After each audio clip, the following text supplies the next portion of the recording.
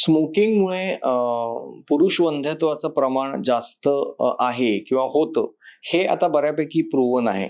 परंतु स्मोकिंगमुळे फिमेल फर्टिलिटीवरती पण काही इफेक्ट होतो का, हा हल्ली पडलेला नवीन प्रश्न आहे. आणि त्याचं उत्तर असं आहे की हो, स्मोकिंगचा इफेक्ट हा फिमेल फर्टिलिटीवरती पण होतो.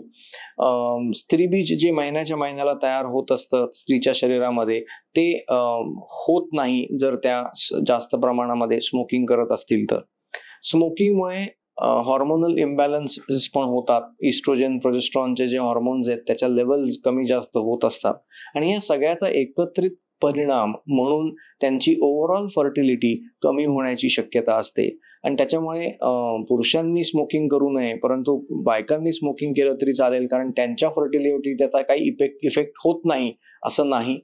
दोघांनीही, पुरुषांनी आणि स्त्रियांनी स्मोकिंग कम्प्लिटली बंद करावं, कारण smoking itself is injurious to health.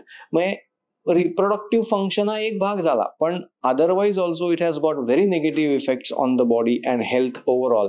आणि त्याच्यामुळे स्मोकिंग हे अजिबात कोणीच करणं चांगलं नाही.